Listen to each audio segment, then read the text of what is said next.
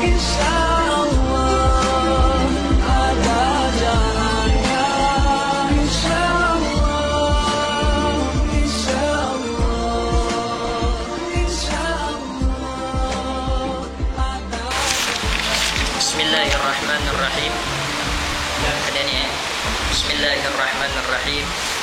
Fatihah ila qabul wa tamam kulla sulwa ila hadratir Rasul Muhammad sallallahu alaihi wasallam. Al-Fatihah.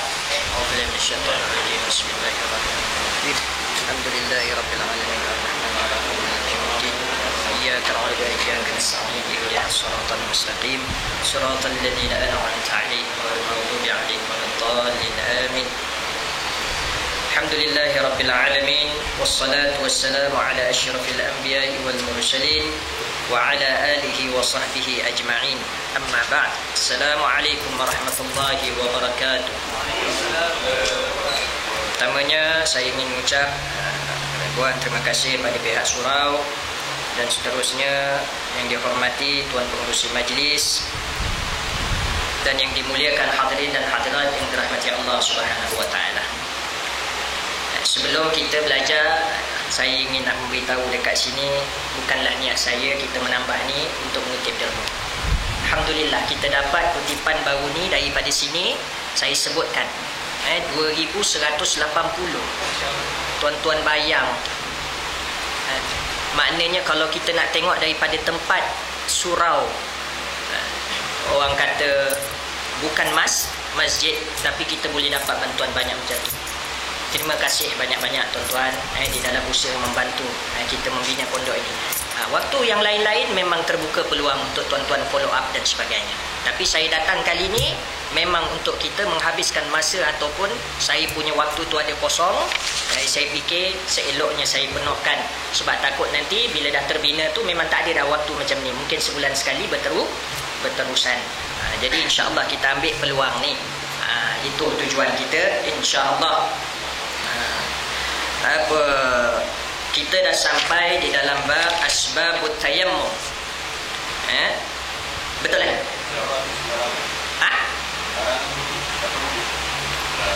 Batal wudu. Bukan tayammum. Oh dah habis. Ya betul tu. Kemudian masuk tayammum. Yang seorang beritahu yang ujung, seorang beritahu mula. Asbabut tayammum. Asbab ni adalah perkara-perkara yang menjadi sebab kenapa kita perlu bertayamum, ataupun yang menjadi sebab tayamum itu menjadi wajib ke atas kita, ataupun tayamum itu menjadi sunnah ke atas kita. Bermaksud jikalau tanpa sebab tayamum adalah dilarang. Kerana apa? Kerana sebab dia itu tidak mencukupi sehingga kita dibolehkan untuk mengguna secondary ataupun langkah option kedua di dalam kita bersuci. Wasailut taharah, proses-proses nak bersuci ni dia ada 4. Yang pertama air, alat dia. Yang kedua tanah. Yang ketiga batu. Yang keempat dabar, samakan kulit-kulit binatang tu. Dabar ni macam-macam lah. Sama ada kita guna sabun daya ke, ataupun kita guna maknanya benda-benda orang kata sabun-sabun yang dia itu boleh menanggalkan lemak ataupun daging ataupun minyak-minyak yang ada pada kulit bangkai tu. Jadi 4 benda ni adalah daripada yang dinamakan wasailut taharah. Maka alat daripada alat bersuci itu ada 4. Yang ini yang kedua. Bermaksud bila mana tak ada yang pertama, baru kita boleh gunakan yang kedua di dalam kita nak berwuduk ataupun mandi wajib. Jadi kita nak tahu boleh ke kita guna ataupun tidak yang kedua ni Ustaz? Boleh. Dengan syarat kita tahu sebab kenapa boleh. Sebab yang pertama yang membolehkan kita guna tanah. Apa dia Ustaz? Faqdul ma'. Air tak? Air tak ada. Tuan-tuan bangun tidur apa semua, tengok-tengok, buka kepala apa ni kepala paip tu, air tak turun, yang bunyi angin je, betul? Lepas tu biasanya kita tahu dah kalau kampung kita ni satu rumah tak ada air, Tapi cek dulu, takut anak main paip air yang utama tu, faham? Dia kena cek dulu lah. Sekurang-kurangnya dia telefon ke, WhatsApp ke, orang-orang yang berhampiran dengan dia untuk dia tahu ada air ke tidak ni. Kalau dia kata air tak ada, maka fahamlah kita, maksudnya satu kampung tak ada air. Jadi bila satu kampung tak ada air, secara tak langsung dia berpindah daripada sepatutnya guna air, maka sekarang dia wajib guna tanah. Jadi sebab, faham? Itu sebab dikatakan tidak boleh digunakan air, tidak boleh digunakan tanah apabila wujudnya air. Itu dalam bab mana Ustaz? Dalam bab ni. Sebab air ada dan tak ada asbab perkara-perkara yang lain yang membuatkan dia itu perlu untuk menggunakan tanah tanpa air. Jadi sebab air tak ada je, maka wajiblah dia, orang kata, guna tanah. Yang kedua, wal maradu, dan jikalau dalam keadaan sakit. Tuan-tuan, ni sakit, kadang orang dia sakit rumah sebelah terjun, air terjun pun dia boleh sakit, betul tak? Misal sakit macam mana? Sakit kaki patah, lepas tu berbalut kaki dia. Sakit macam mana lagi? Tangan luka, ada tampalan. Sakit macam mana lagi? Memang jenis kulit tak boleh kena air. Kalau kena air, keluar sisik kulit dia misal. Ataupun kalau kulit dia kena air, habis gugur beli warmer dia. Ada orang macam tu. Ada orang bukan yang beli warmer ni lah. Ada orang dia tak boleh mandi wajib. Bila tanya kenapa tak boleh mandi wajib, sebab kepala, dia kata kepala dia kalau kena air, kepala dia akan kepala gugur, mati terus ni apa? Rambut dia akan gugur. Faham tak? Rambut dia akan gugur. Bermaksud di situ ada keuzuran kenapa dia tidak boleh menggunakan air. Walaupun air secara hissi, secara nampak memang ada, maka boleh dia gunakan tanah tanpa menggunakan air. Sebab apa? Sebab kalau menggunakan air boleh mendatangkan mudarat pada diri dia, ataupun mendatangkan sakit yang teramat sangat. Maka boleh untuk diguna air. Boleh faham tanah. Dan seterusnya, wal ihtiyaju ilaihi li'atshi hayawanin muhtaram. Dan yang ketiga daripada sebab-sebab kenapa kita boleh tayamum. Kenapa kita boleh tayamum? Iaitu kalaulah kita memerlukan kepada air itu untuk haiwan-haiwan yang berasa haus. Jadi air itu kita gunakan untuk dia orang minum. Kalau air itu kita gunakan untuk dia orang minum, misalnya, Ustaz, kami ada air dalam sebaldi, tapi saya punya lembu ada dalam 5 ekor. Jadi lembu saya ni kan tengah hari, takut dia haus. Memang biasa tengah hari dia akan minum. Sekarang ni nak lepaskan pula susah Ustaz. Lepaskan mesti lembu tu kadang dia pergi tengah jalan, dia kacau masuk rumah orang sebagainya. Jadi ada air yang ni je Ustaz. Kalau saya gunakan untuk berwudu, untuk satu keluarga, boleh habis air ni. Saya tak ada masalah, tak haus. Sebab saya memang ada air, saya simpan dalam tiap ais untuk diminum, faham? Sekarang ni untuk lembu minum. Jadi macam mana Ustaz? Adakah kita biarkan lembu tu kelaparan kehausan, ataupun kita gunakan air ni untuk minuman lembu tu? Tapi bukan sekarang lembu tu haus, kejap lagi. Maka kalau kejap lagi lembu tu haus pun boleh untuk kita bertayamum dan simpan air tu.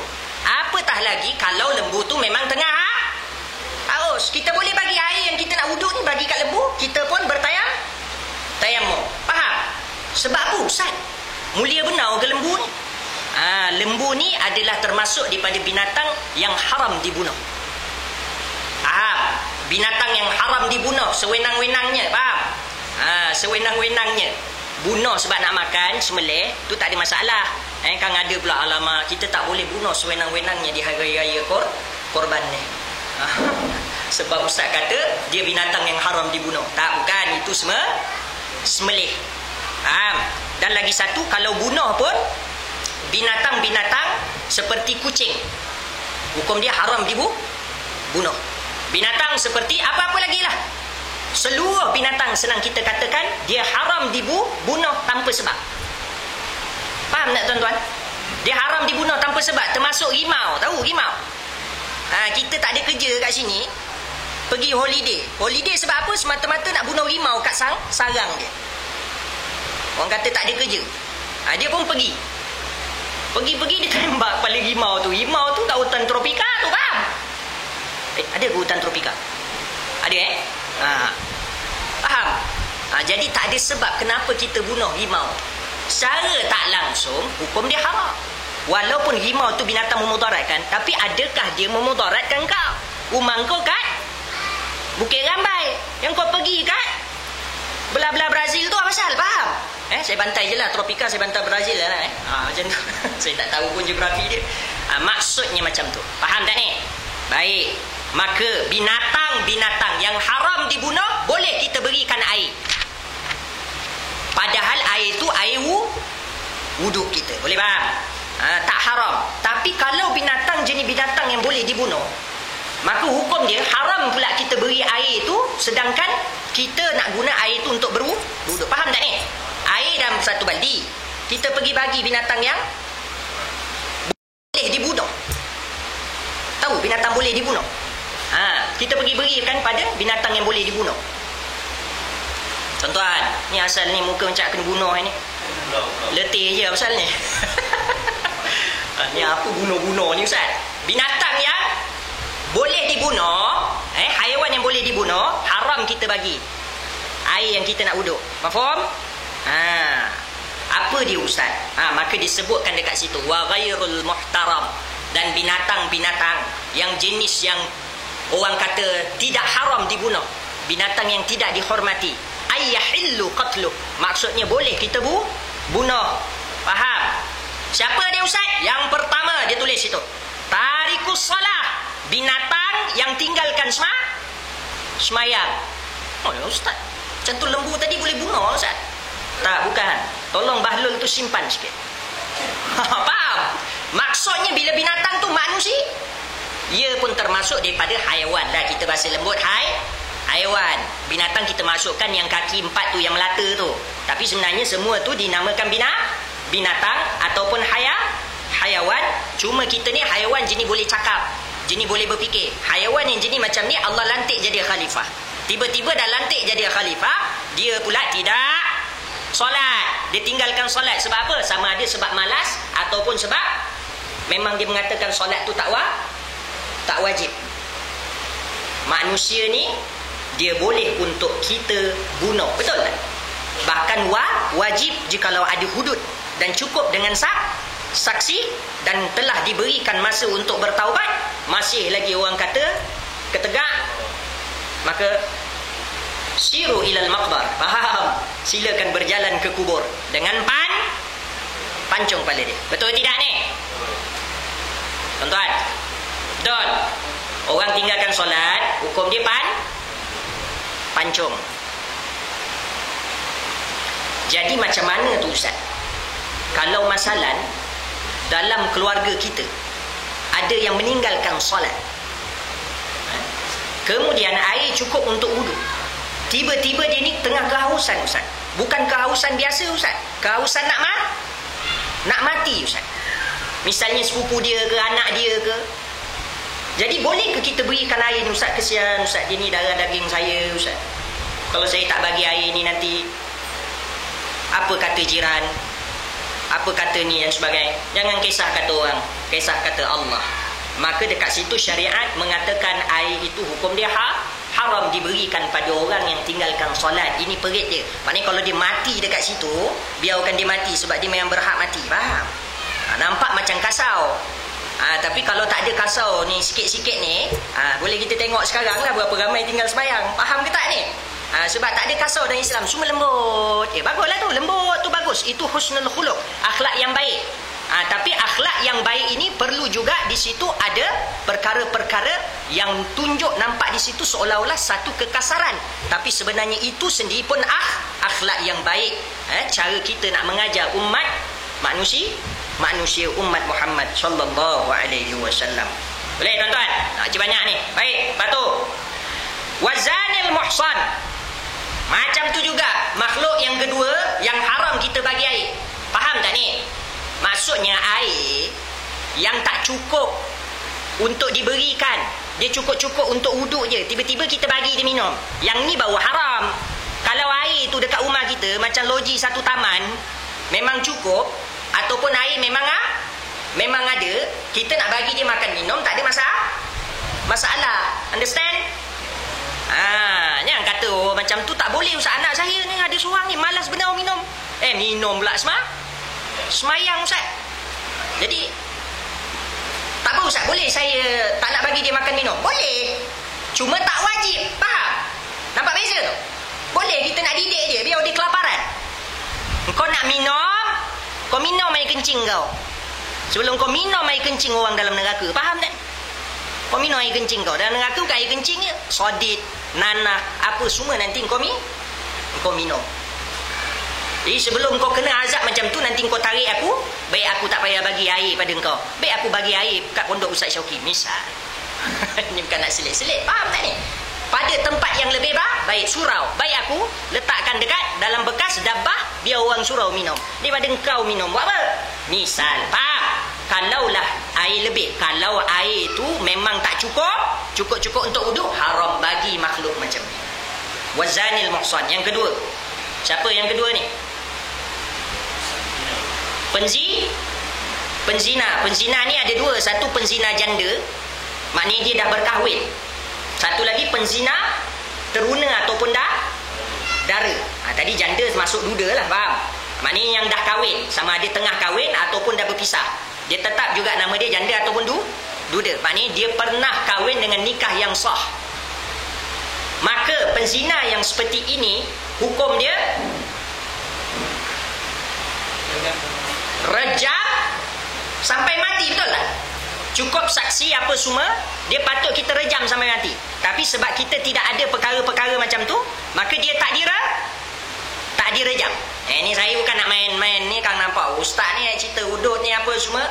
Wuduk tu hukum agama. Kalau nak cerita tentang agama, kita kasih rata. Kita kasih rata. Jadi rata dia kat situ, wuduk kata hukum dia mati. Maka secara tidak langsung, kalaulah dia tu tak mati sebab wuduk tak ada ke, ataupun masih terlepas sebab saksi tak cukup, sedangkan kita seorang je saksi yang menyaksikan, faham tak ni? Kita ada menyaksikan, maka misalnya kita bapak dia, maka hukum dia haram kita bagi pada dia ataupun isteri dia yang tidak berzina. Suami dia berzina, haram isteri dia bagi kat air dekat suami dia kalau air itu cukup-cukup untuk berwuduk ataupun mandi wajib saja. Faham? Sebab apa? Sebab dia rejam sampai mati. Tapi kalau penzina yang dara, penzina dara ni apa, sebat 100 kali. Tahu dia orang sebat macam mana? Macam tu dia, faham? Maknanya tak angkat. Kadang kita sebab anak kita lagi teruk pada orang zina, faham? Tiba-tiba kita nak marah pula hukum, faham tak ni? Sebab cara macam tu, dia sebab macam ni. Ni bukan kita tengok dalam YouTube ke apa, ni dalam fiqah, faham? Memang kalau dia sebat tu, jangan angkat sampai nampak ketiak putih tu. Biasa kita ketiak hitam, bulu banyak, faham? Maksud dia, kalau tak ada bulu, yang putih tu, faham? Macam tu. Jadi, yang angkat tu yang mana? Yang angkat tu yang mana? Ni je, ada kau tak? Tak ada seorang nak jadi tonton, nak kena? Kotak? Okey, kotak Okey, ada kotak. Jangan terlalu lama di dalam satu sebatan ke sebatan yang satu lagi. Sebab kalau lama, maka hilang sakit pertama, sakit yang kedua. Maka tak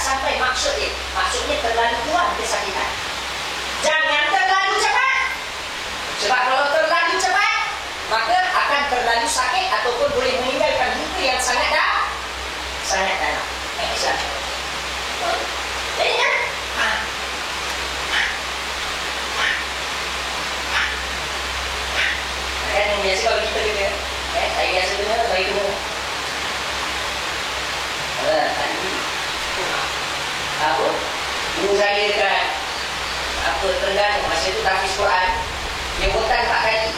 Dia hutan tak betis. 4 tu, 2 tempat kena tempat yang sama. Sekali lagi tempat lain. Sekali lagi kali yang ketiga tu tempat yang tu juga. Kali yang keempat tempat yang tu juga. Wujud dia bukan macam tu, faham ni? Wujud dia bukan macam tu. Wujud dia memang tempat yang sama ataupun tempat berlainan, yang penting kat belakang dia tu. Tetapi dia punya pukulan dia itu tidak seperti pukulan yang sampai boleh mendaratkan walaupun pukulan pertama dan kedua. Faham? Lepas tu kalau tak ada, barulah pakai yang lain. Misalnya Cik Rotan, Cik Rotan tak jumpa tau. Baru cari benda lain. Yang kedua apa orang? Rasa-rasa yang sesuai macam Rotan juga. Apa dia? Tali pinggang tak boleh. Tali pinggang dia hukum ni cemeti. Tahu? Jangan, berbirat tu. Tali pinggang tak boleh. Apa dia? Kain. Tapi kain boleh. Dia tu sebab terlalu tebal. Tali pinggang dia halus. Faham tak ni? Dia macam hukum cemeti. Ekor pari tu kalau orang punya. Jadi kalau yang ni boleh. Lanjutkan. Lepas tu depan ni ikat. Lepas tu pukul. Ni seringan sikit lah. Lepas tu pukul. Macam tu juga. Bukan bila dah ni. Nation ni nampak macam tak sakit sangat. Kalau macam tu Ustaz, kita kasih ayun. Kalau kasih ayun dia sebab kau bukan yang Cina tu, kau Cina. Itu pun tak yang macam tu juga. Bagi Islam tu adil. Faham? Jadi tuan-tuan, cuba tengok berbeza tak rejam sampai mati dengan pukul 100 kali. Berbeza tak? Memang tak ada orang mati pukul 100 kali. Mungkin boleh mati kalau Malaysia punya. Tengok Malaysia punya kalau ikut tu berdarah-darah. Saya bukan nak kutuk orang Malaysia punya takdiran ke apa ni. Buruk tuan-tuan. Siapa nama? Sibel Semerah padi. Apa? Jadi itu tak kena cara. Jadi macam tu Pak. Cara tak ada. Cari slipper. Aku pun dengan slipper. Faham? Slipper. Ambil slipper. Belakang dia.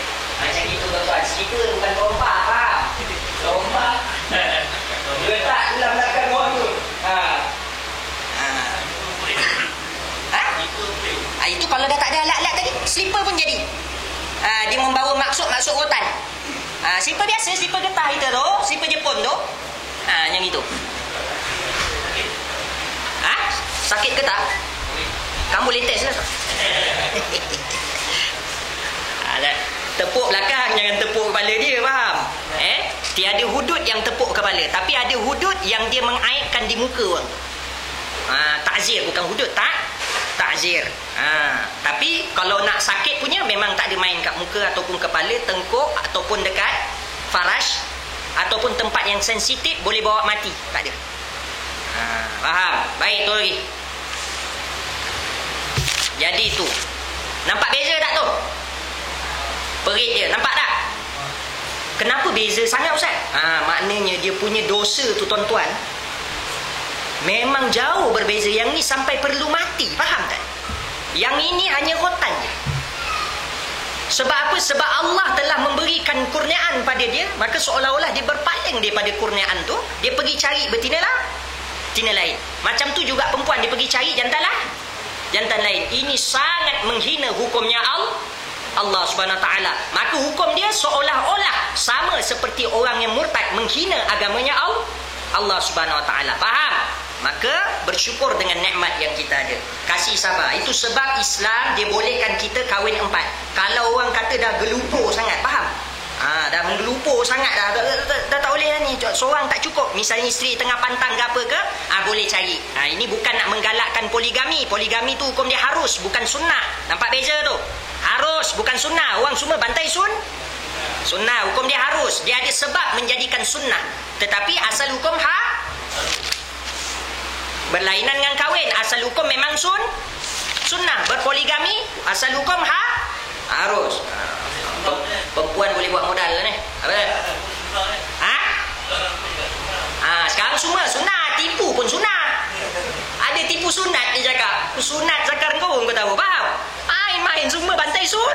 Sunat. Tak boleh lah macam tu, faham? Biasa ilmu-ilmu tu dia dapat kat filem lah. Tipu sunat. Kan? Tipu sunat. Dalam melekat. Mana ada tipu sunat? Tipu harus ada. Kalau ada keperluan baru jadi sunnah. Maknanya asal hukum dia harus. Kalau tipu asal hukum dia haram. Baik, tu lagi. Wazanil muhsan wal murtad, dan orang kafir kafir murtad pula. Orang murtad. Orang murtad apa hukum dia? Bunuh, betul? Pancung. Ustaz, kalau orang murtad kita pancung, Ustaz? Tak macam Islam tu macam mendesak orang ke? Macam kejam pula, kecoh pula. Orang dah tak nak agama dia, paksa-paksa ke? Faham tak? Kenapa, Ustaz?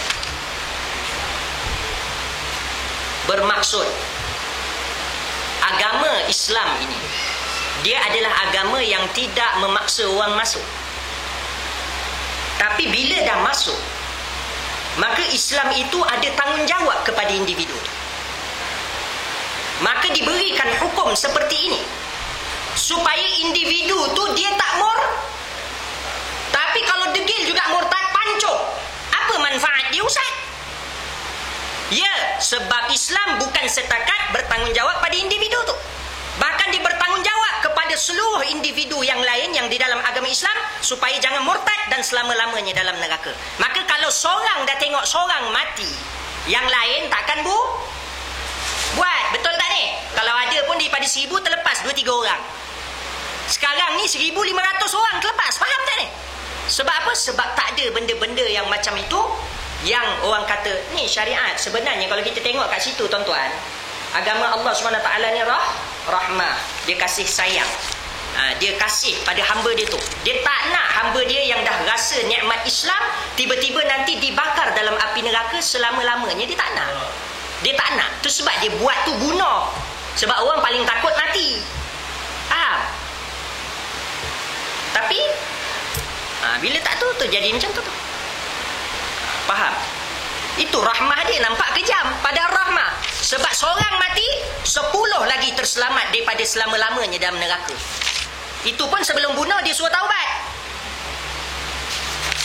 Suruh taubat. Beza suruh taubat.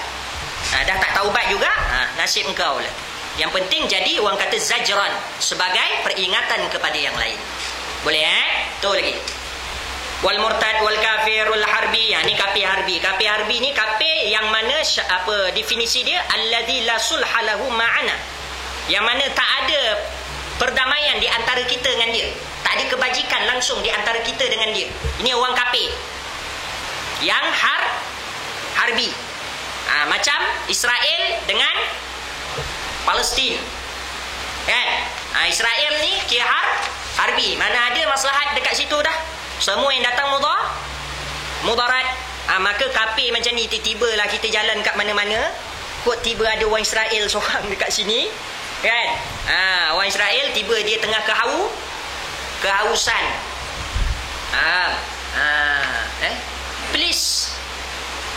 Please give me your water. I am very hungry lapar. Thirsty. I am very thirsty. Very, very thirsty.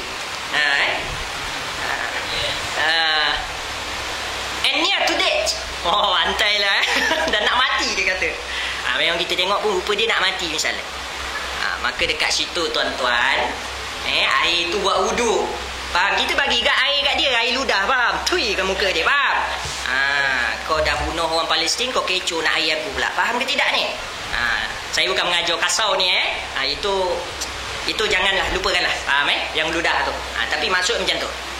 Kalau yang terbaik, tuan-tuan buat macam ni. Kau nak air aku masuk Islam dulu. Masuk Islam dulu. Kalau dia nak masuk Islam, ya khair. Kalau dia tak nak masuk Islam, maka berikan ludah tadi, faham? Dah tu lagi. Wal kalbul aqur, dan seterusnya haiwan. Ustaz, banyak haiwan-haiwan ni yang manusia je. Manusia, faham? Berapa jenis manusia tadi? Manusia tinggal solat, manusia tinggal solat, manusia berzina yang dah kahwin, manusia manusia yang Kapir harbi punya. Kapir zimmi jangan, faham? Kapir zimmi yang dekat Malaysia ni dinamakan lagi kapir zimmi ataupun muahad ataupun musta'man. Maknanya sekurang-kurangnya ada juga ekonomi kita tu ada ambil kat dia sikit. Dia pula ada ambil maslahat daripada kita sikit. Faham? Jangan pejam mata tu, memang ada tu. Jadi jangan berbunuhan di antara kita, faham tak ni? Jangan berbunuhan. Maka boleh kalau air tu tak cukup, kita boleh. Walaupun tak cukup, kita boleh bagi. Kalau ada jiran kita yang Cina tapi kapir kehausan, bagilah, nak ambil lah, aku tayamum. Boleh, faham tak ni? Baik tu lagi. Wal kalbul uqur, dan seterusnya bau masuk binatang. Anjing garang, dia kata. Anjing garang. Tuan-tuan, anjing garang. Bila sebut anjing garang, secara tak langsung dia liau tau. Dia ada anjing garang tapi anjing polis. Jangan tuan-tuan sniper dia jauh pula anjing tu, faham? Sebab anjing tu kita boleh bunuh. Anjing garang kita boleh bunuh. Maknanya anjing garang ni anjing yang tanpa ada tuan dan dia mudaratkan. Ada anjingnya tu. Ada lah jenis anjing kadang kita naik motor pun dia kejau. Dia gigit itu, dia gigit ini. Kadang ada budak yang kena gigit anjing. Anjing ni kita boleh buru sampai sangkau dia, faham? Sangkau dia pula, sarang dia. Bunuh. Kita boleh bunuh. Faham tuan-tuan? Maknanya apa hukum bunuh anjing-anjing ni Ustaz? Hukum dia harus, bukan wajib. Ni kan ada yang berhenti kerja, dia pergi kerja pula bunuh anjing pula. Tak ada kerja orang panggil. Maka hukum dia harus. Tapi kalau dia memudaratkan sangat, confirm dia datang mudarat, hukum dia baru wajib. Misalnya ada rimau daripada zoo terlepas dekat Bukit Ram, wajib esko surau cari. Faham? Sebab rimau memudaratkan, confirm. Dan dia dekat tempat yang boleh datang mudarat. Lain dia kat hutan dia tadi, faham? Baik, okay. Jadi anjing liau anjing garang anjing garang. Anjing yang tak garang ataupun peliharaan orang jangan bunuh. Hukum dia secara tak langsung. Kalau anjing macam tu kehausan, kita boleh bagi tak? Pernah dengar tak cerita perempuan yang bagi air kat anjing? Pernah dengar tak? Ada anjing tu gigit hidung dia ada? Tak ada kan? Anjing macam ni baru boleh bagi air, faham? Tapi tu bukan air dia nak wuduk, tu air nak minum, dia bagi air tu. Tak apalah, itu tak ada masalah. Kalau air lebih memang tak ada masalah. Tapi maksud kalau air tak cukup, tetap hukum dia haram kita bagi pada anjing liau dan garang. Tapi kalau anjing tu liau tak garang, ataupun anjing garang tapi peliharaan orang, maka hukum dia boleh kita beri air. Faham tak tuan-tuan? Selain daripada tu, anjing yang garang dan liau kita boleh bunuh. Tahu? Ni tuan-tuan kalau tengok nampak ada kadang ada anjing yang kat sampah-sampah tu kan, tong-tong sampah tu, anjing tu tak garang tuan-tuan, jangan bunuh, hukum dia haram. Ni tuan-tuan nampak ni anjing ni, aku baru belajar PK semalam. Langgar orang kita. Mati anjing. Alhamdulillah dapat pahala. Tak tuan-tuan, dapat dosa, faham? Dapat dosa. Anjing tu baik. Anjing ni makhluk Allah. Kalau dia mudarat, baru kita bunuh. Dia tak mudarat, haram bunuh. Mafhum faham? Macam gitu. Tapi bila dia tu baik pun, jangan peluk, faham? Jangan sayang benau. Faham tak ni? Jangan sayang benau. Tak salah nak sayang, tapi bukan cara tu sayang anjing. Dia sayang ni macam-macam cara. Kalau kita ada menteri apa tu, Sayyidina Umar Abdul Aziz, khalifah yang kelima, kan sayang dia pada rakyat dia, betul? Ada dia pergi sorang-sorang, dia pergi cium, dia pergi peluk, dia pergi ni apa semua. Tak, dia ada cara sayang dia. Macam tu juga cara sayang pada binatang, berbeza. Sayang dengan ulau, walaupun ulau tu tak patuk pada dia, tak payah kau peluk-peluk ulau, kau cium ulau, kau sayang benar dengan ulau kala jengking dan sebagainya. Bukan cara dia macam tu. Faham tak tuan-tuan? Sayang dengan ikan, sayang dengan burung, kasih lepaslah burung tu, faham? Melainkan burung tu boleh kita jaga kalau dia ada beri keharmonian, dia ada fungsi, tahu? Ustaz, kalau saya tengok burung ni, saya ingat Allah. Boleh kau letak dalam sarang, tak ada masalah. Ustaz, kalau saya tengok burung ni, hati saya yang gundah gulana menjadi ceria dan suka. Boleh, tak ada masalah. Tapi kalau Ustaz, saya tengok burung ni, saya rasa puas hati, saya dapat tangkap. Dia kat sini, bukan senangnya dapat tangkap ni. Faham? Maka keluarkan buang tu kita letak dia dalam sangkau. Faham? Faham tak tuan-tuan? Yang tu haram. Baik, tu lagi. Apa dia? Tak apa, tak ada masalah sebab dia ada fungsi. Kan Allah Subhanahu Wa Taala dah kata, wa huwallazi khalaqalakum ma fil ardi jami'a. Allah jualah yang menciptakan segalanya di dalam dunia ini untuk engkau orang, iaitu manusia. Maka selagi mana diberi fungsi pada kita dan menepati dengan hukum-hukum fiqh, kita boleh guna walaupun nampak macam menahan nafsu dia. Faham tak ni? Sebab apa? Sebab mereka ini daripada binatang, daripada lautan, daripada gunung, daripada itu ini dan sebagainya, adalah musakhar, adalah dipermudahkan untuk manusia. Maka gunakan. Tak mana. Yang saya cakap yang tadi itu tak boleh. Saja-saja tangkap, buat collection. Yang ini haram. Collection. Nak menunjuk kat orang. Dia bukan dapat apa-apa manfaat itu. Lain dia jual ke apa ke, tu cerita lain. Baik tu lagi. Kemudian jadi anjing chihuahua apa semua. Tahu chihuahua anjing? Anjing chihuahua. Anjing chihuahua ni anjing kurus tu. Tahu anjing kurus? Yang dia punya bulu sikit-sikit tu. Kan ada bulu sini, kan ada bulu sini. Bulu sini, bulu sini.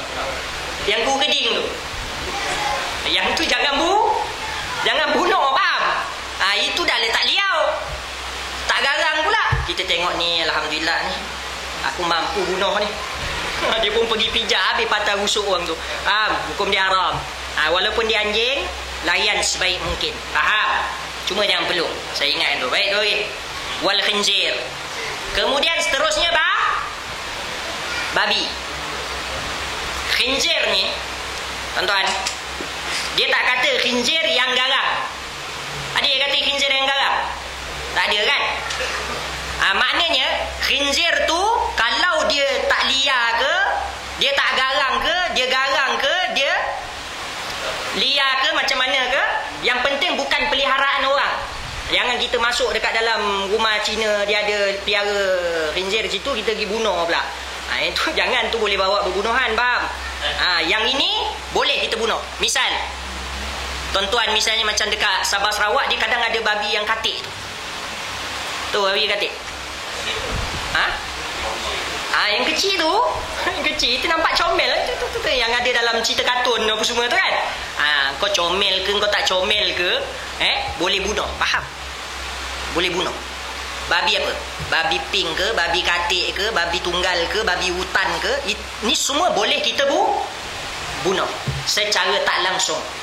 Jangan sekali-kali kita berikan air yang mana kita nak buat berwudu kepada babi, walaupun babi itu adalah babi peliharaan orang lain. Faham tak ni? Faham? Tapi daripada sudut bunuh, maka boleh kita bunuh seluruh babi, melainkan babi peliharaan orang.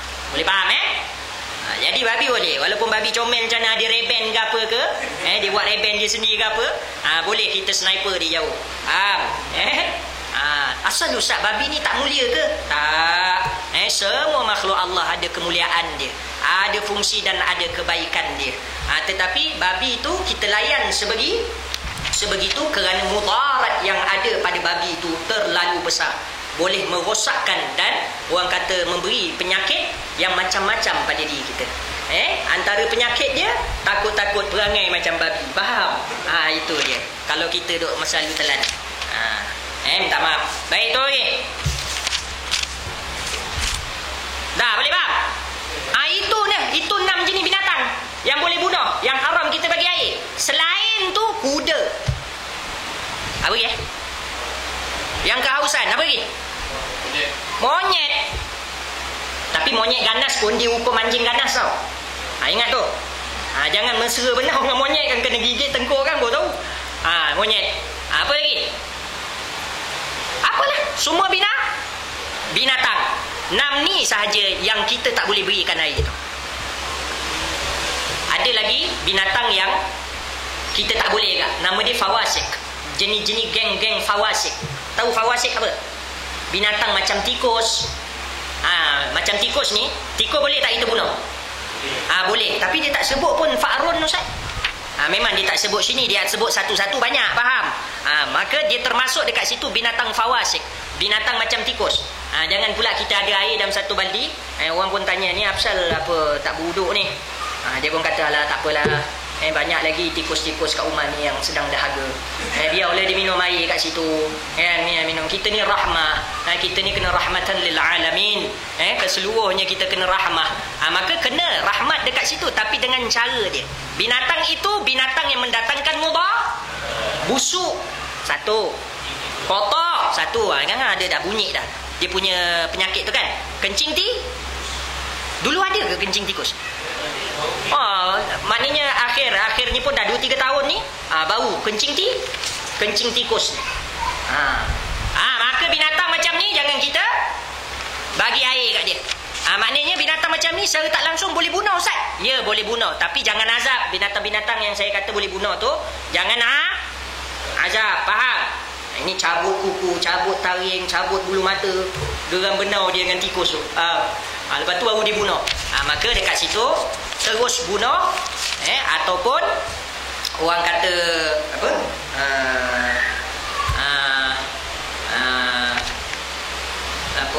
Jangan orang kata ternak pula. Maknanya beli air, beri air dan sebagainya. Ingat, termasuk hukum tikus hamster. Hamster yang comel-comel tu. Ada tu hamster. Itu pun sama tuan-tuan. Hamster ada yang belang tu, belang ni nampak. Ni bersih Ustaz hamster ni. Saya basuh pakai sabun. Dia bukan pasal tu. Dia memang dia punya unsur badan dia yang badan jenis mendatangkan mudarat. Kotor. Maka hamster daripada hukum-hukum seperti tikus. Faham? Maka tak boleh. Jangan sekali-kali. Tapi ada fungsi Ustaz, saya bela hamster, hukum dia haram. Jangan bela hamster. Faham? Macam tu juga ulau, ada fungsi Ustaz? Tak ada. Melainkan fungsi orang nak kenal. Misal kat zoo, tu boleh. Ini kat rumah tengok belai-belai. Banyak lagi kau nak belai bini kau, anak kau. Ulau kau belai perangai orang sekarang ni. Orang kafir tak apalah, dia tak ada kerja. Faham tak? Kita ada kerja baca Quran tol. Orang kafir dia macam tu. Macam-macam hal sekarang ni. Ya tuan.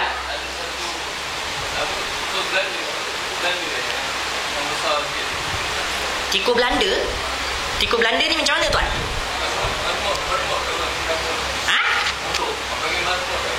Mondok ke? Tikus mondok yang perut dia tu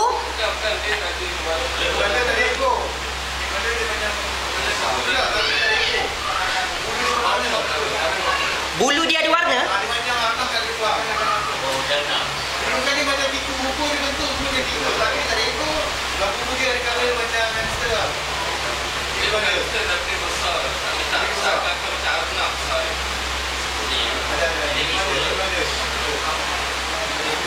Dia besar mana tuan?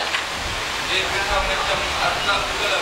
Baik tuan, saya pernah tengok. Dia bukan arnab, dia macam Betul. Saya pernah tengok. Tapi jenis kampung punya. Masa tu saya pergi kat rumah kawan saya kat Yaman. Rumah dia ni ada store. Dia buka pintu store tu, keluar tikus yang macam tu. Dia punya jenis macam ni. Depan dia kecil, lepas tu perut dia besar. Dia betul macam arnab. Bila arnab buat macam tu. Tahu? Tahu ke tidak tuan-tuan ni? Ni book of record ni Ustaz. Tu. Tapi warna hitam. Oh ni dia ada warna-warni. hitam putih lah. Dia warna ni saya tengok tu melompat. Jauh saya lari. Dia dah biasa dah. Jadi memang tuan, kalaupun itu ada nama dia tak bahasa Melayu dia?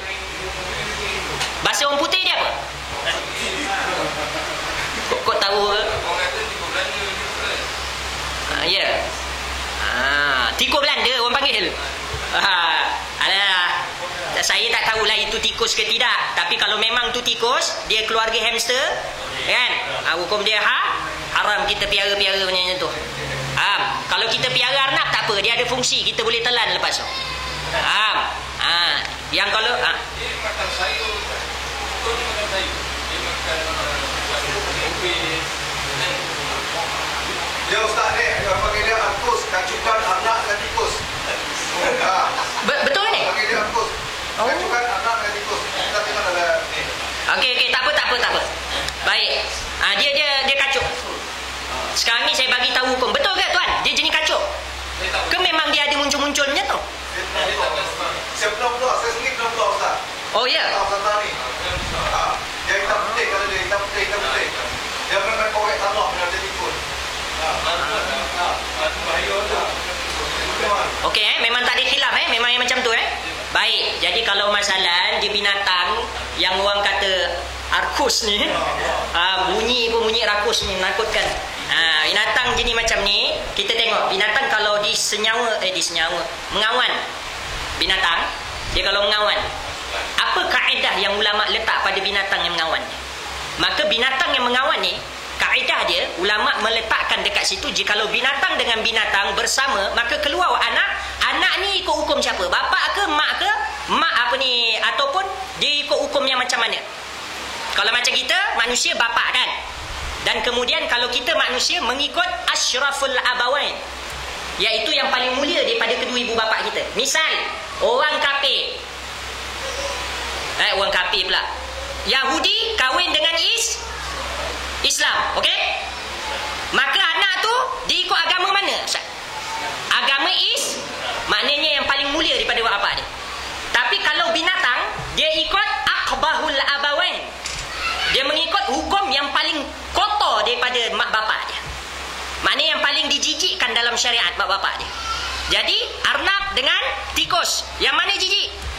Maka yang keluar arkus ni, dia adalah anak tikus dan hukum tikus, walaupun ada bentuk arnab, walaupun dia makan macam arnab. Boleh faham begitu juga yang kita boleh nampak kalau babi dengan kambing, keluar babing misal.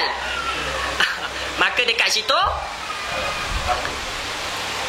babing tu walaupun rupa kambing sebiji, kita kalau tunjuk orang ni apa ni kambing lah, entah jangan bahlulkan anak, dia kata ni kambing ni kan. Maka dekat situ kita tahu walaupun kambing tapi dia ni asas daripada air mani ada babi, maka ikut siapa? Walaupun air mani babi sikit, tetap ikut babi.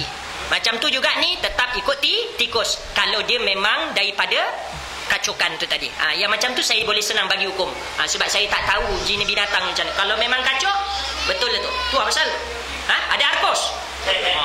Jangan ada arkus kat luar. Baik tu lagi.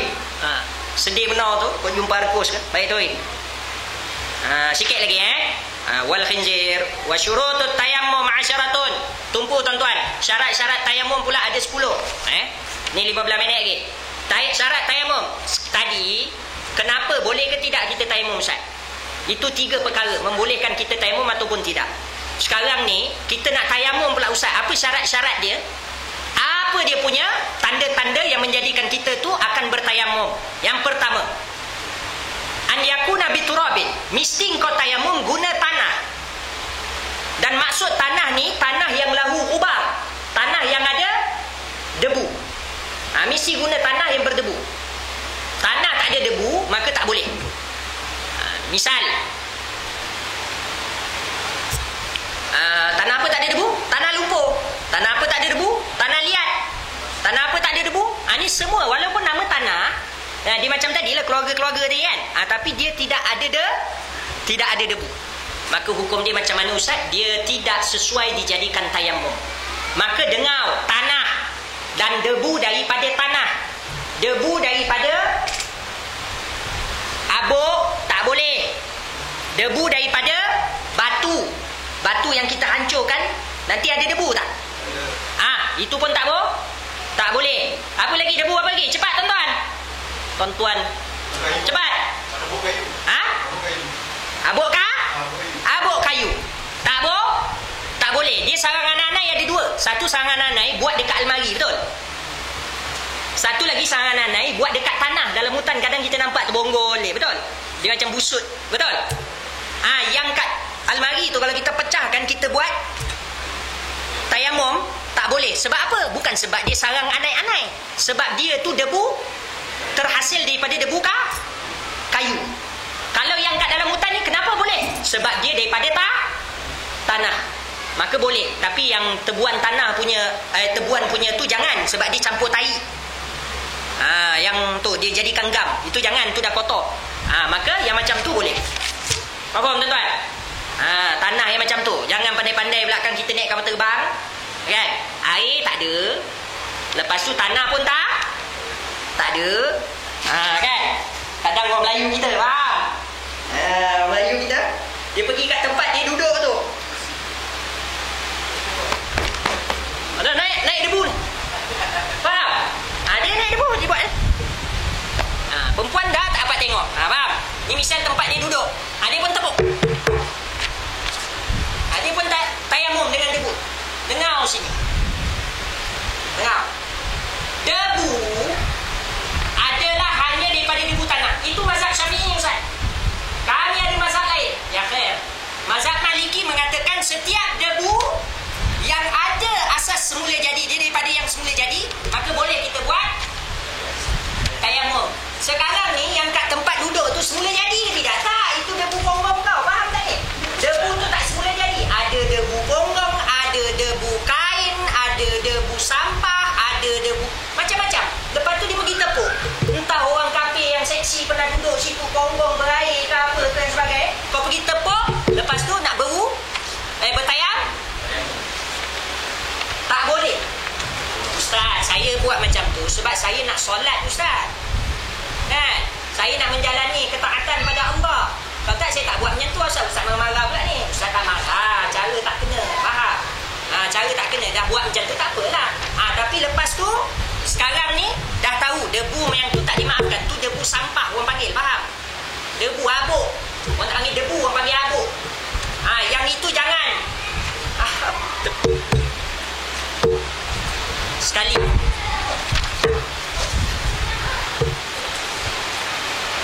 Lepas duduk solat. Tak boleh. Jadi macam mana, Ustaz? Debu tak ada, Ustaz? Debu dah tak ada, Ustaz. Saya nak semayang macam mana? Ustaz pandai benar. Saya nak semayang macam mana? Maka dekat situ, cara dia mudah je. Bila dah tak ada debu, tak payahlah tayamum.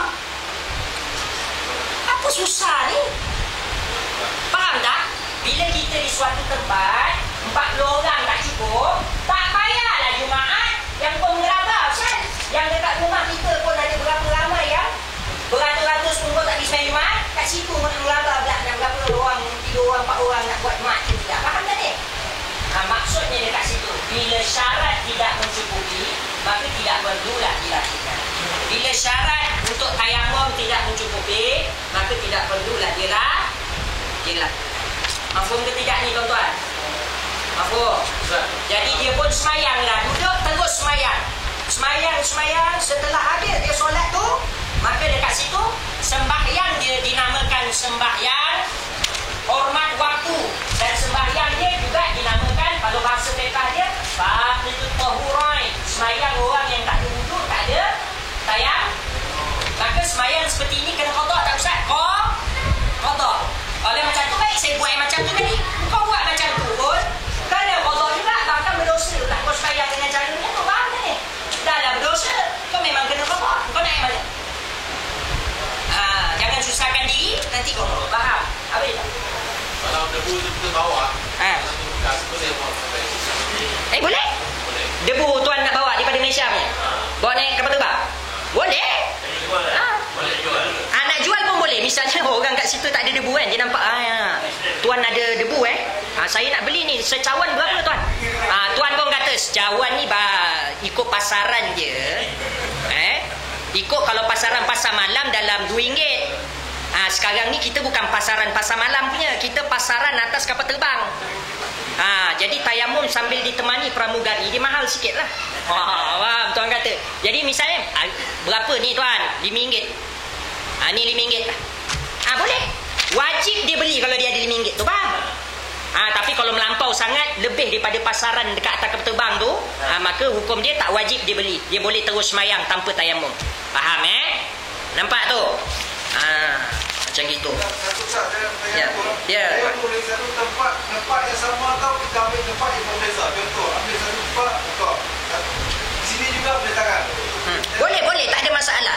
Dia tempat yang tu. Sunnah saja kita bezakan tempat. Boleh faham Sebab apa? Sebab tempat yang kita tepuk itu tadi adalah tempat yang tidak menjadi musta'mal. Faham? Dia tempat yang tidak jadi musta'mal. Perbahasan musta'mal dia adalah sama dengan perbahasan musta'mal lain. Cuma beza dia, yang ni tak ada dua kolah, yang air ada dua kolah. Faham? Jadi macam kena niat kena niat apa dan sebagainya. Yang itu sebab memang dia menjadi sebagai penepuk, maka dia takkan tu. Baik, ada soalan? Dah tak payah lagi kita turun lagi. Ada soalan? Ini keluar tu saudara. Baik. Yang terbaru ni, mungkin penerimaan dan dengar perolehan. Yang sekarang ni satu isu bertawaf menggunakan alat elektrik, boleh tak boleh? Dia baru suara keluar di TV. Dia tawaf menggunakan satu alat, ada roda, dia duduk atas tu, dia berdiri, jalan. Boleh tak? Tadi belum diputuskan. Oh ni. Macam security pakai macam kat sopir-sopir tu. Ada yang ada ni, ada yang ada. Apa macam rollerblade? Kalau macam sopir kan ada security pakai. Di jalan. Oh. Maksudnya Macam mana tu? Maknanya ada alat lah. Alat tu yang berjalan. Dia ada dua roda. Dia tinggi atas tu. Dia tinggi lah. Itu jalan. Oh, okey. Maknanya ada alat lah. Alat. Ada alat. Dia guna Oh, alat tu bagus tu. Maknanya kita dah kalau nak pergi jalan-jalan kat mana-mana, kita pakai tu je jalan je. Tak jatuh pula. yang dia lakukan semasa dia bertawaf. Okey, baik. Okey, baik. Dia tawaf tak? Tawaf. Selesai. Faham? Dia tawaf ni tuan-tuan, melangkah boleh, mengensot boleh. Kan? Melompat pun boleh. Yang penting tawaf dan cukup syarat tawaf lain. Ni tangan. Apa? Ni dia punya ni. Ni misalnya Kaabah. Dia tawaf. Dia nak tawaf macam ni. Pun boleh. Faham? Yang penting dia tawaf. Faham tak? Ataupun kalau orang pikul. Dia boleh. Cara tak langsung dia naik lah apa pun. Kereta tolak ke apa ke, boleh. Cuma makruh jikalau tanpa hajat. Sebab dia mengurangkan pahala. Faham tak ni? Setiap langkah tu pahala. Tapi langkah kaki tu bukan syarat tawaf. Tahu? Dia syarat tawaf, kau pusing 7 kali. Kalau kau Superman, terbangnya tu, jangan. Tak jejak tanah pun. Tak ada masalah. Faham? Yang penting pusing 10 kan? Nampak dia pelik sikit. Tapi tu hukum dia nak kata kaki berpijak bukan syarat. Dia faham tuan-tuan jadi tawaf dia, tawaf. Kan ada orang yang tawaf tu. Cuma dia dekat situ hukum dia makruh. Dia kalau dia mampu. Jadi saya sarankan tak payahlah pakai benda tu. Jalan macam biasa. Benda tu orang tendang dia dah menuntuk. Faham? Dia jalan macam biasa. Yang penting Al-Kaabah fi yasar. Wa huwa dakhilil Masjidil Haram wa kharijil Kaabah. Dia tu dalam Masjidil Haram dan luar Kaabah. Dan dia punya Kaabah tu di Hajarul Aswad macam ni. Boleh faham Dia jangan orang kata nak cari jalan macam mana pun jalan lah. Yang penting macam tu. Kalau dia jalan macam ni, yang ini tak boleh. Faham? Tapi kalau dia jalan macam ni, tak apa. Yang penting dia tak. Jadi ibrah dia, hasil dia tu dekat tawaf. Bukan hasil dia bagaimana dia tawaf. Tapi makro, bukan saya galakkan. Faham? Jadi fatwa memang tak ada fatwa tak lagi fatwa Malaysia. Oh ya? Jadi saya dah fatwa dulu lah ni. Mufti wilayah dah. Oh dia kat apa? Apa dia kat? Alhamdulillah, nasib baik. Kan ada yang kata Ustaz Wahabi pula letih lah. Saya tahu tak? Apa dia tu? Balik pada kuliah minggu lepas. Saya tak sempat tanya lah. Mengenai bezanya air mani dengan air mazi tadi. Perbezaan air mazi dengan Air mani. air mani. Kalau air mani itu kalau terlekat pada kain kita boleh masuk bayang. Antara air mazi tidak boleh. Di mana bezanya? Sebab apa beza-beza? Dia beza dia satu je. Air mazi cecair dalam pundi, dan itu je lah kerja dia. Kalau dia lama kat dalam tu mungkin dia memudaratkan. Maka kalau berlaku sesuatu, dia memberikan manfaat pula. Kalau dia keluar, dia jadi pelincir. Satu, tu air mazi. Kemudian air mazi ni, masa keluar dia tu kalau terlalu letih, dan masa keluar dia tu air mazi ketika syahwat. Maka air mazi ni fungsi dia terlalu sedikit, dan dia punya, orang kata, kemuliaan dia tidak seperti air mani. Air mani dia aslul khilqah, asal ciptaan. Maka kerana tu dia diletakkan dengan apa orang kata hukum suci. Kalau kita nak sembang daripada apa kaedah perubatan tuan, kaedah perubatan, boleh kita boleh sembang. Sebab apa? Sebab apa tu? Imam Syafi'i dia kata madhabi huwa madhabut tibb. Madhabnya aku adalah mazhab perubatan.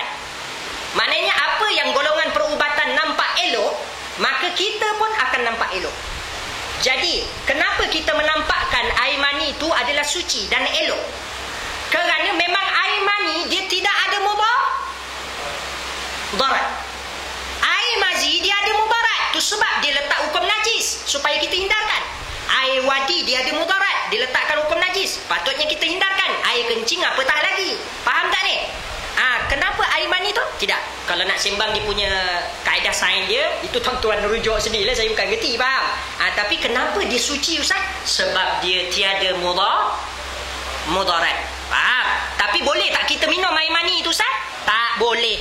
Hukum dia tetap haram. Sebab apa? Walaupun tidak memudaratkan, dia itu menjijikkan. Dia ada beza tak? Benda jijik dengan tak mudarat. Faham? Dia ada beza. Satu menjijikkan, satu memudaratkan. Yang memudaratkan membawa hukum najis, yang menjijikkan walaupun tak najis, tetap juga haram kita telan masuk dalam badan. Faham? Macam itu tuan. Apa dia? Ada nak tanya? Saya ada satu soalan yang Ustaz. Ya. Balik kepada minggu lepas yang saya tanya, sahabat saya bertanya kepada saya, dia boleh berjalan, tetapi apabila dia berakad takbir, jadi berada di atas kursi, apa hukum dia? Dia boleh berjalan, duduk dia sakit, gitu kan? Tetapi apabila dia bertakbir, dia di atas kursi, apa hukum dia? Sedangkan dia boleh berdiri, dia boleh berjalan. Itu saya kata dekat sini, macam ni lah. Kalau kaedah macam ni, perubatan, melihat dia tu kaki dia memang ada dia sakit tak? Dia tak sakit. Dia sakit, Okey. boleh berjalan. Tapi boleh berjalan. Baik tuan, ni saya nak bagi tahu ni, bukanlah orang yang sakit, orang kata sakit yang memang lumpuh sahaja, ataupun kaki dia itu tak boleh berjalan sahaja, yang baru dibenarkan untuk semayang duduk. Bahkan orang yang kalaupun dia boleh berjalan, hatta pun terkadang dia lari-lari anak. Kalau lari maraton tu melampau lah, faham? Dia boleh lari-lari anak, tetapi dengan jalan dia, dengan lari-lari anak dia, dia terasa sakit juga, tapi tetap dia boleh berjalan. Maka orang yang macam ini telah diberikan kemudahan boleh semayang duduk. Dia dhabit dia di antara semayang duduk dengan tayamum dia sama. Kalau tayamum dia panggil mahdhuratit tayammum. Mahdhuratit tayammum ni perkara yang mengharuskan orang itu untuk tayamum. Misal perkara yang mengharuskan tu apa, macam mana? Air ada, tapi kalau air kena dekat kulit dia, tinggal parut daripada luka tu, ataupun luka dia tu bertambah sakit, ataupun luka dia tu lambat Yang ini juga sama kita kaitkan dengan orang yang kaki tadi. Boleh Kalau dia semayang berdiri, maka mungkin menyebabkan dia punya kaki, lutut dia tu lambat sembuh, ataupun sembuh mungkin pengkau, ataupun dia biasanya lambat sembuh, ataupun menambahkan sakit. Faham? Jadi maksudnya saya nak bagi tahu dekat sini, bukanlah orang yang hanya kaki lumpuh ataupun sakit tak boleh berjalan. Maknanya bukanlah ibrah tidak berjalan baru boleh untuk dia semain duduk. Faham? Hatta dia boleh berjalan apa semua, melainkan main futsal lah, itu melampau lah. Tahu? Tapi kalau dia boleh berjalan, boleh naik kereta, boleh bawa kereta dan sebagainya, bila dia semayang duduk. Yang ini dibenarkan. Tapi dia tu sendiri menilai dia punya lutut tu, menilai dia punya pinggang tu. Adakah dia sampai tahap yang mana kalau berdiri memang sakit? Sebenarnya tak sakit pun. Faham tak ni? Tak sakit pun. Dia tersilap sakit dengan lenguh. Dia tersilap sakit dengan letih. Dia tersilap sakit dengan sengal. Faham tak ni? Dia silap situ. Sengal benda mendatang sekejap-sekejap. Sakit ni benda yang agak kekal kat situ, yang menyebabkan kalau dia berterusan dengan gaya seperti itu, maka dia boleh bertambah sakit. Bermaksud kalau yang tadi ustaz dia boleh jalan apa semua tu, tak apa, itu hukum ataupun perihal dunia. Allah Subhanahu Wa Taala permudahkan. Allah tidak kata okey kau dah sembahyang duduk haram kau berjalan, tak boleh. Faham tak ni? Allah tak buat macam tu. Itu rahmah kepada kita. Faham? Yang penting kau sembahyang duduk tu ada sebab. Kalau kau tak ada sebab, lepas tu kau berjalan okey, siap berlari maraton, berenang cantik apa semua, siap terbalik kurang apa semua, maka dekat situ hukum dia haram kau sembahyang duduk macam tu dan tak sah. Tapi kerana engkau tu memang ada sakit, walaupun kau berjalan orang tengok macam biasa, tetapi kau tahu kau memang ada sakit itu dan kau sembahyang dalam keadaan duduk, maka diharuskan dan dibenarkan. Boleh faham tuan-tuan macam gitu. Ya tuan, last betul. Sebelum duduk tadi. Ada kata dia memang sihat malam belakang. Okey. Boleh maraton, boleh semua sekali. Baik. Dia sembahyang sembahyang yang wajib tak, sembahyang waktu buat. Dia yang waktu. Tapi bila sampai sembahyang sunat, dia sekarang duduk. Macam mana tak? Baik. Sembahyang wajib je. Yang diwajibkan kita berdiri, faham? Sembahyang sunat kita boleh nak berdiri, boleh. Tak sakit pun ni, duduk pun boleh, mengiring boleh, berbaring melampau, faham? Berbaring haram walaupun sembahyang sunat. Faham? Sembahyang wajib boleh berbaring kalau dia tu memang tak larat duduk mengiring, baru dia boleh baring. Tapi kalau sembahyang sunat, hukum dia haram dia berbaring sebab dia memang tak ada sakit, melainkan dia sakit. Boleh faham tuan Jadi tuan misalnya tuan kadang 2 rakaat selepas ni ataupun tarawih kan tarawih lama kan, dah malas nak sembahyang berdiri, jangan balik terus. Sembahyang duduk macam-macam, boleh duduk terkangkang, boleh duduk ni, yang penting dada menghadap kiblat, tapi jangan kangkang sangat, faham? Kan makan apa belasah orang sebelah pula, kaki dah kat tempat sujud dia, faham? Ni duduk. Duduk ni. Nyanyi ke? Duduk macam mana? Nyanyi ke? Kan? Walaupun dia mampu. Kan? Orang kata apa lah, sembahyang duduk semua, orang lain semua sembahyang berdiri, kecoh. Kan? Kalau dia kata macam ni, kita orang kata yang kau sakit hati apa? Kau sakit hati apa? Aku belajar mereka, aku tahu boleh. Kalau aku tak buat macam ni, aku malas nak sembahyang. Aku sembahyang.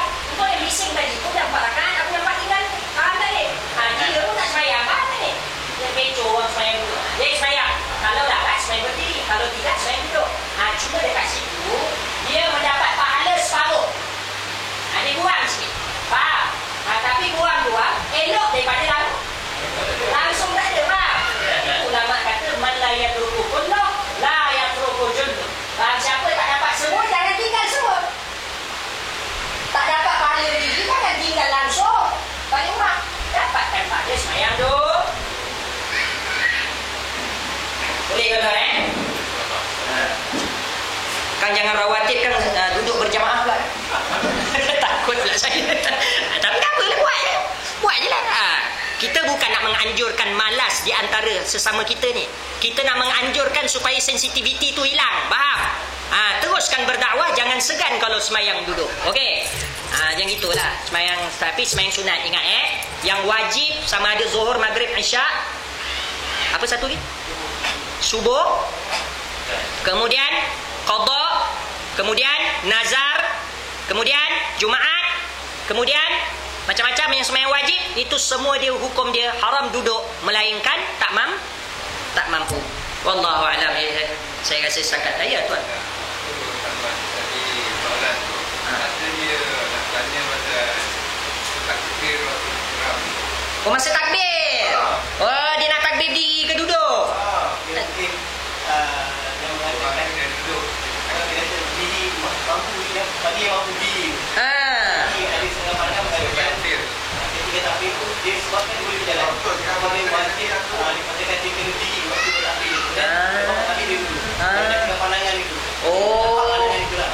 Okey. Maknanya berdiri sekejap boleh lah kot Ustaz, kan? Sebab tadi dia berjalan boleh, betul? Lain berdiri lama mungkin sakit macam Ustaz cakap tu, betul? Okey. Faham. Baik. Sebaiknya dia berdiri. Saya tak kata wajib situ. Faham tak ni? Maka dia tu boleh kalau sebelum dia semayang tu dia berdiri. Allahu Akbar. Lepas tu baru dia duduk. Itu yang terbaik. Tapi bila dia tu dah diberikan keluasan memang boleh semayang duduk, sebenarnya daripada awal dia boleh semayang duduk. Faham tak? Memang berdiri tu berdiri sekejap, betul? Tapi bila dia telah diberi keluasan untuk semayang duduk, maka dia boleh semayang duduk daripada awal sampailah kesudah. Dia yang masalah macam tuan cakap ni, yang sekejap diri sekejap duduk ni, kalau masalah bukan sebab sakit yang berpanjangan, tapi dia sakit yang datang tiba-tiba. Misal dia semayang, dia duduk. Kadang orang Jumaat kan, dia duduk lah. Lepas tu Allah. Dia tidur dia faham. Dia bangun dia tak sedap. Orang tu takbir, dia pun takbir. Allahu Akbar. Diri. Lepas dia takbir diri ni, kaki ke? Kemas. Maka boleh tak dia duduk kat situ Ustaz? Tundus. Duduk. Hilang kemas, bangun balik. Kemas balik, duduk. Hilang kemas, bangun balik. Kemas balik, duduk. Tak ada dia cepat kena macam tu. Tapi maksudnya, bila kebas duduk, hilang kebas bangun. Yang saya ceritakan ni tadi, misal orang yang berpenyakit tua, lutut dah tak berapa tahan. Misalnya orang memang ada penyakit lemah tulang. Misalnya orang yang memang penyakit badan tak kuat. Macam-macam kan? Penyakit siap, gaut ke apa semua. Faham? Memang semua memang akan mampu berdiri sebentar. Tapi bila dah dibolehkan untuk duduk, maka daripada awal dia boleh duduk. Sebab ini penyakit yang membenarkan seperti itu. Yang kita sebut tadi, yang tak dibenarkan. Faham tak ni? Boleh? Ustaz, kalau Ada lagi juga. satu soalan. Okey, lalas. Pertanyaan tayamum ya. Sekiranya malas yang bertumbuh dengan bini saya, esok air tak ada. Macam mana cara saya? Oh, nak mandi wajib? Mudah je. Nanti kalau malam dah subuh, tak kisahlah berapa kali pun subuh. Jadi tuan, besok tu keluar cari tanah. Tuan tengah cari tanah, jumpa saya juga. Saya pun lah. Jangan jumpa saya. Misal, kat tayamum lah kita. Ada kat tanah tu, ambil je tanah tu nak bawa rumah ke apa. Yang penting dia debu dia tu. Itu tayamum. Ni nak mandi wajib ni Ustaz. Kita nak mandi wajib. Maka tepuk macam wuduk sama juga. Cuma niat je mandi wajib. Faham? Sahaja aku bertayamum untuk mengangkat hadas besar. Faham? Okey? Masa tepuk tu lah. Sahaja aku bertayamum untuk mengangkat hadas besar. Ataupun nawaitu tayamum, dia orang pakai jana bakar apa. Itu bahasa Arab tak? Faham? Tepuk. Sampai muka. Tepuk. Lepas tu tepuk tangan pula. Faham? Tuan ikut saya tu nanti faham. Jangan tuan dah guling pula. Mandi wajib punya pasal. Tak perlu. Bukan seluruh badan diperlukan. Yang diperlukan dekat situ hanya basuhan muka, sapuan muka dan sapuan tangan. Kemudian tuan nak buat apa pula kat situ? Tuan nak pergi sembahyang kan? Tayamum untuk solat. Faham? Sebab tayamum ni taharah dhaifah. Kalau dua kali dah. Nah. Satu untuk ni, bagi anda juga ya. Satu ni untuk solat. Correct. Dia boleh jumpa dia kena mandi balik Ustaz. Apa dia? Dia kena mandi balik. Berjahit. Dia jumpa air, dia kena mandi balik. Tapi bila ada air, tengok juga. Kalau kita jenis tempat yang biasa tak ada air. Faham? Biasa tak ada air. Yang biasa ada, macam kat taman biasa ada air ke tak ada air? Biasa ada kan? Air datang, mandi balik. Okey? Tapi tak perlu kobok. Nampak tu? Ini kita ikut Imam Nawawi punya lah. Mudahkan sikit. Tapi kalau masalah kita ni pergi musafir dan sebagainya, yang itu tak perlu. Sampailah kita datang balik junub, baru mandi dengan air. Wallahu a'lam. Bila kita sebut kalimah la ilaha illallah Muhammadur Rasulullah sallallahu alaihi wasallam, semoga Allah SWT memberkati ilmu kita dan sebagainya. Dan saya berharap pada tuan-tuan, seperti yang saya dah sebutkan tadi, memang Alhamdulillah dengan bantuan tuan-tuan, saya tak sangka banyak macam tu daripada tempat sini. Tetapi memang kita memerlukan dalam sedikit lagi, dalam orang kata 13-12 ribu macam tu, untuk kita meneruskan pembangunan tu, dan sedikit daripada tambahan-tambahan, yang itu sahaja. Jadi kalau ada yang nak follow up, silalah follow up. Sebab memang orang kata tempat-tempat macam tu dia datang daripada bantuan tuan-tuan sendiri. Tuan-tuan sendiri. Saya kalau nak harap kat upah saya mengajar tuan-tuan, pintu pun saya tak boleh nak naikkan. Faham tak tuan-tuan? Tapi itu hasil daripada kumpul dan hasil daripada keluarga membantu, maka dia dah naik separuh. Tuan-tuan bantu pula lagi separuh ni dan sebagainya. Alhamdulillah, saya ucapkan ribuan terima kasih untuk yang sebelum ni. Kalau lain kali tu follow up, alhamdulillah. Saya harap macam itulah, insya-Allah. Semoga benda-benda itu menjadi syafaat pada kita di akhirat nanti. Amin ya rabbal alamin. La ilaha illallah, la ilaha illallah, la ilaha illallah, Muhammadur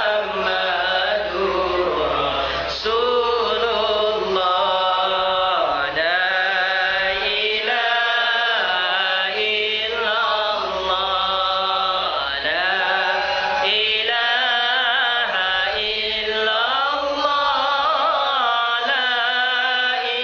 illallah, Muhammadur Rasulullah, la ilaha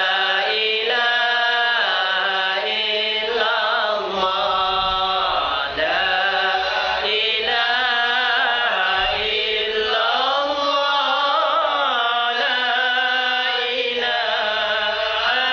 illallah, la ilaha illallah, Muhammadur